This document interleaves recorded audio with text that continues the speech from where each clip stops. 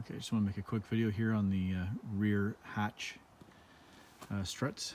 So what I've done here is obviously your back hatch on the Uplander will it'll close too fast, too hard, and that's an indication that either one or both of your struts are bad. So I've already removed one of them. You can definitely tell. See, look at that. That's dead.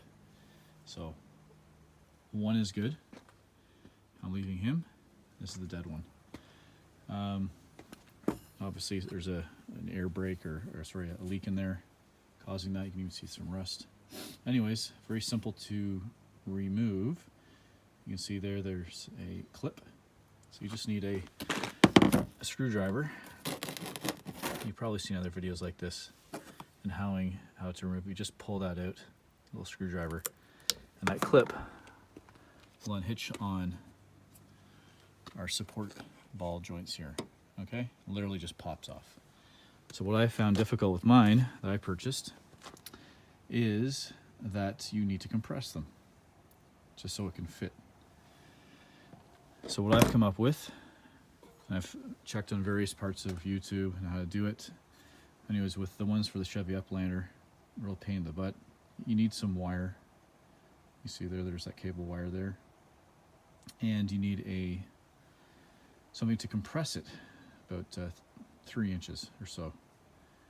And what I did, and I'll show you in a second here in the shop. Okay, so here we are, just some wire. I don't know, gauge it says maybe 1/8 of an inch, whatever. That's what you'll need, a piece of that. Enough to cover the whole length of your strut. And I found this very handy. It's just, you can use this for black pipe. It's actually used for carpentry where you sandwich in boards and glue them together. Anyways, they come in 2 pieces. It's the end piece. You need some black pipe or 3/4 inch black pipe or galvanized. And you mount them on here. Unless someone else can come up with a better idea. This is what helped me. So you just put your strut in there.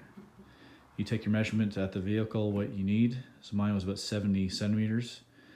So you need to compress it maybe to 68 centimeters, thereabouts. What I had to do with mine, so you see here the wire, tie it back on that. So you get some support. But the other end, I had to drill a tiny hole just so I could get the wire fitted through and then tie it back on itself.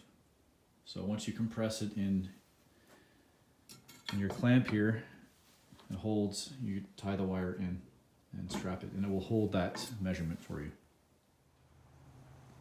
Okay, so once it's ready to go, again, you need to support it with a 2x4, or I just have some EMT conduit here just to keep it up. Be very cautious. This door is heavy, and even just with one strut, it's like a guillotine, so just be very cautious. Again, I forgot to mention you have to take your rear lights off. Okay, it's just a torque screw, 2 of them, 2 bolts or screws on here. Remove those. So this is the compressed strut. Oops, sorry, camera's bad. It's hard to do things with one hand. Just pops on like that. And the next one.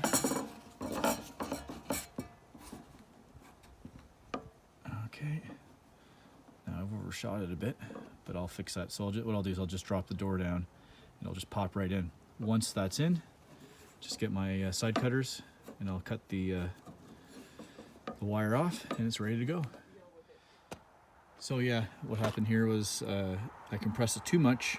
So what you have to do is just let the door down a bit, grab a friend, someone to help you out, just to drop the door, and then you can just literally pop that in. Okay? And there it is. Now it works. That's simple.